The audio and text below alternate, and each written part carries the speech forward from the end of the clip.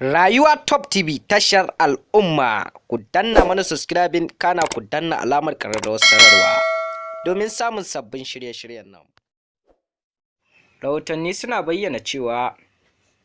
hukumar ecowas tana shirin bawa ƙasar Mali da Burkina Faso da ƙasar Nijer tallafi akan yadda 'yan ta'adda suke takurawa wasu yankuna a cikin ƙasashen guda uku.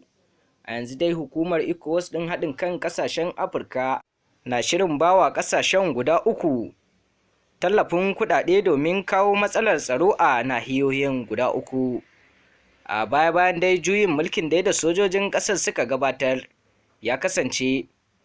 ba a shiri tsakanin hukumar ecowas da kuma ƙasar Nijar, wanda ta kai cewa tana shirin yaƙar ƙasar Nijar ɗin da kanta. To kai dai gyara zama domin jin cikakken rahoton a halin yanzu, haka zalika idan shine farkon shigowarka wannan tasha na farko,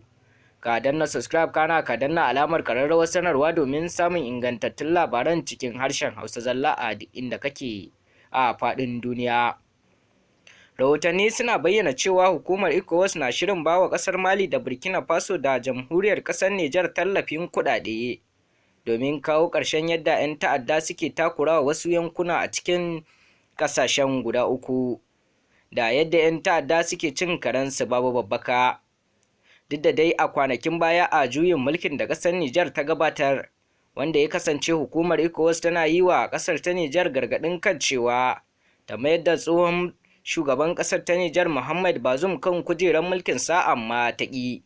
wanda ya kai cewa hukumar ecowas ɗin na shirin yaƙar ƙasar Nijar ɗin a kan batu a kan juyin mulkin, amma kuma yanzu ta zo tana shirin ba ta tallafi. Amma kuma a wani ɓari guda kuma ana bayyana cewa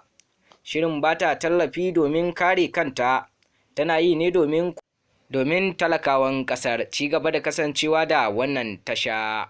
mai albarka.